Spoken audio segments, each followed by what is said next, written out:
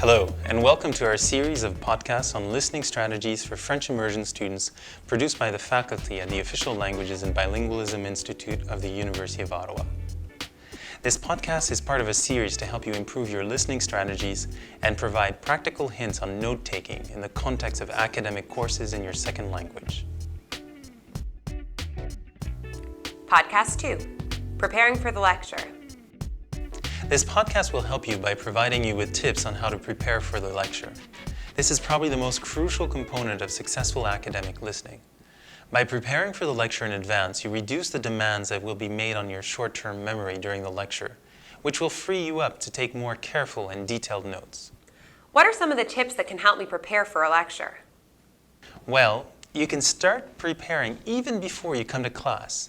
The first thing you can do is to familiarize yourself with the topic by doing the reading for the day's class. This acquaints you with the topic and gives you some details about the topic that might be new to you. Why should I bother if the professor is going to present the topic anyway? Because comprehension is a process of matching what you already know about a topic with what the speaker tells you about the topic. Therefore, the more you know and can predict beforehand, the easier it will be for you to slot new information into the mental framework that you have already developed for this topic. This allows you to take notes that are more effective and more complete. Reading in advance also allows you to look up unfamiliar French words on the topic.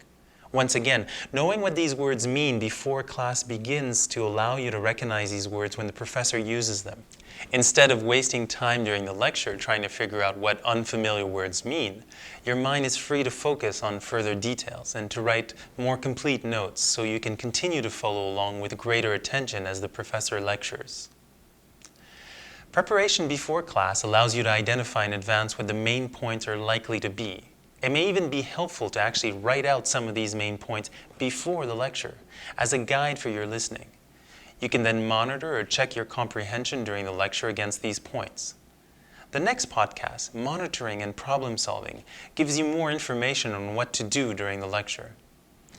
If the reading for the lecture involves a particular perspective on an issue that you have already discussed in class, it would be good to develop critical listening skills by predicting how the professor might respond to that perspective. In addition to developing your own opinion or perspective on the topic, your approach to listening for class will then become more critical as you monitor the professor's position on the topic as you listen. Whether you agree or disagree doesn't matter. The fact that you thought about it beforehand and listened to understand the professor's perspective will lead to a greater engagement and deeper learning. Previewing the topic and the associated vocabulary in advance is crucial for maximizing what you will understand from the lecture, what you will be able to record in your notes, and what you will be able to retain after class. Okay, so I know how I can prepare for the lecture before class. Any tips on how to prepare for the lecture after I get to class? You start by choosing where you're going to sit.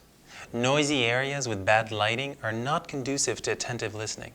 Choose to sit close to the front or other areas of the room where it is easy to hear the professor and see the screen.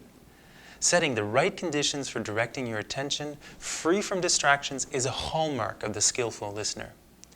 Another key pre-lecture strategy is to clear your mind so that you can concentrate and focus.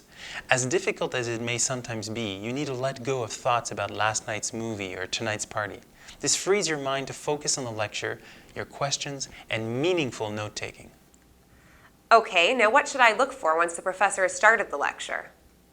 There are a number of useful cues that you will want to listen for that can direct your listening. Note the points that the professor highlights in the introduction or overview to the lecture. They can clue you into the purpose and organization of the lecture. This is another good reason, by the way, for not getting to class late.